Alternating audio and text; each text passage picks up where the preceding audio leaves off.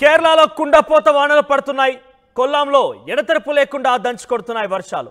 నీట మునిగిన పలు ప్రాంతాలు ఉప్పొంగుతున్న నదులు కనబడుతున్నాయి. ఇక ప్రమాదకర స్థాయి మించి ప్రవహిస్తున్నాయి పెరియార్ రివర్.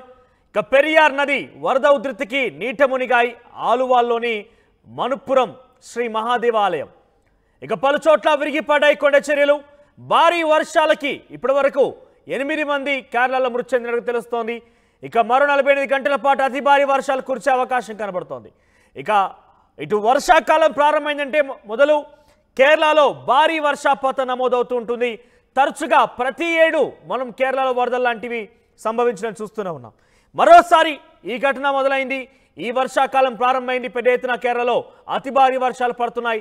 పలు చోట్ల కొండ చర్యలు విరిగిపడుతున్నాయి.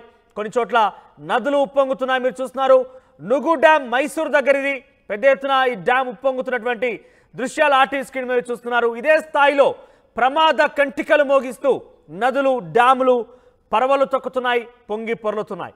ఇక ఇప్పటివరకు కేరళలో 8 మంది మృతి చెందినట్టుగా అధికారులు తెలిపారు. ఇక మరో 48 గంటల పాటు ఈ భారీ వర్షాలు భారీయే కాదు అతి భారీ వర్షాలు కురిసే అవకాశం ఉన్నట్టుగా కేరళ సంబంధించినటువంటి అధికారులు తెలుపుతున్నారు. ఇక కన్నూర్, కోజికోడ్, వాయనాడ్, పాలక్కాడ్, తిరుస్సూర్, ఇడుక్కి, అల్ఫుజా, కొట్టాయం జిల్లాలో భారీ వర్షపాతం నమోదైంది. 9 జిల్లాలకు ఆరెంజ్ అలర్ట్ జారీ చేశారు అధికారులు. ఆ జిల్లాలోని విద్యా సంస్థలకు ఇవాళ సెలవు ప్రకటించారు ప్రభుత్వ అధికారులు. ఇక కేరళ, కర్ణాటకలో భారీ వర్షాలతో తమిళనాడుకు వరద ముప్పు పెద్ద ఎత్తున పొంచినట్టు తెలుస్తోంది. మీరు చూస్తున్న ఆర్టీవీ స్క్రీన్ పైన మధ్యప్రదేశ్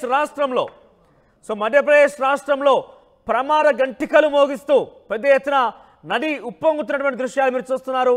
సో అక్కడ ఒక ఆలయం కూడా కనబడుతున్న దృశ్యంలో, అక్కడ బాక్స్లో కనబడుతున్నటువంటి దృశ్యం ఆలయం అది.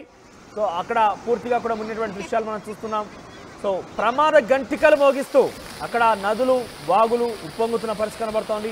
ఇక రైట్ సైడ్ బాక్స్లో వరదలో కొచ్చి శివాలయం వెనుక బ్యాక్గ్రౌండ్లో మీరు చూస్తున్నారు. అక్కడ ఆ వ్యక్తులు ఏదో వస్తువును మోసుకెళ్తూ ఉన్నారు.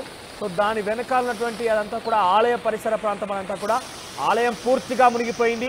వరదలో చిక్కుకున్నది మొత్తం ఆలయం అంతా కూడా. సో కొంత విలువైనటువంటి సామాగ్రిని అక్కడ తరలించేందుకు కొంతమంది వ్యక్తులు ప్రయత్నం చేస్తున్నారు. ఇక వరదలో కొచ్చి శివాలయానికి సంబంధించిన దృశ్యాలు మీరు చూస్తున్నారు. లెఫ్ట్ సైడ్ బాక్స్ రైట్ సైడ్లో నుగు డ్యామ్ మైసూర్. సో ప్రమాద గంటికలు మోగిస్తూ ఆ నదీ ప్రవాహం డ్యామ్ మొత్తం కూడా ఉప్పొంగుతున్నటువంటి విషయం మనం చూస్తున్నాం.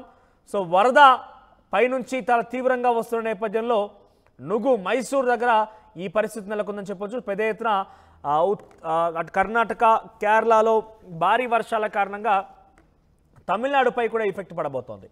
ఇక పైన వరదలో శివాలయానికి సంబంధించిన అంశం చూసాం. ఇప్పటికే మనం రైట్ సైడ్ బాక్స్లో నుగు డ్యామ్ మైసూర్లో ఘటన చూసాం. ఇక మధ్యప్రదేశ్లో ఎక్కడ చూసినా ప్రమాద గంటికలు హెచ్చరికలు జారీ చేస్తున్నారు అధికారులు.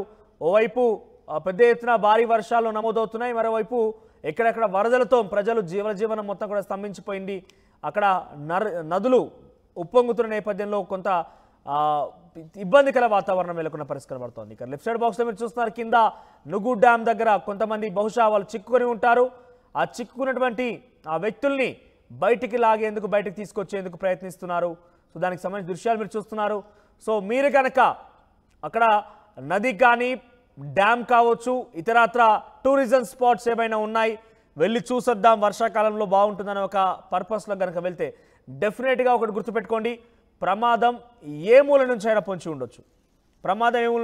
ఉండొచ్చు. ఒక్కసారిగా మీరు అక్కడ వాటర్ ఫాల్స్ వస్తున్న నేపథ్యంలో ఎంజాయ్ చేసే మూడ్లో ఉంటారు. అక్కడ ఎటువంటి సైరన్ వచ్చినా, ఎటువంటి హెచ్చరిక వచ్చినా బహుశా అది మీకు వినిపించకపోవచ్చు, లేదా వినిపించినా కూడా మీరు ఒక ఎంజాయ్ మూమెంట్లో అది గమనించకపోవచ్చు.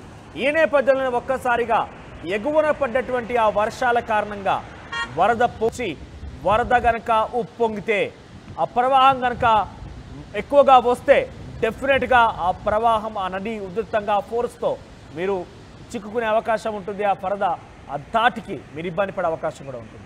సో ప్రస్తుతం మనం చూస్తున్నాం కేరళకు సంబంధించిన ఘటన, కేరళ, మధ్యప్రదేశ్, కర్ణాటకకు సంబంధించిన ఘటన మనం చూస్తున్నాం. సో మరో 48 గంటల పాటు భారీ వర్షాలు పడతాయని అధికారులు ఇప్పటికే చెప్తున్నారు.